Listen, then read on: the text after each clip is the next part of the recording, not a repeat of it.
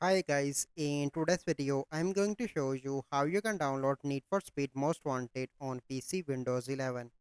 So first you need to search for Need for Speed Most Wanted on PC. So search that, wait for a few seconds and you need to open Steam here.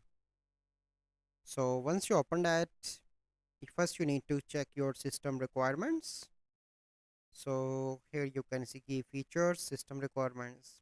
So once you check that your system will able to run that, then you need to go up and here you can see buy Need for Speed Most Wanted. So click on add to cart, click on view my cart, and then you need to click on you want to buy this, click on continue to payment and fill out your payment details and complete the purchase, and after that you have your game and you can enjoy your game in Steam. So this is the process that you need to follow to download Need for Speed Most Wanted on PC Windows 11. So I hope you find this video helpful.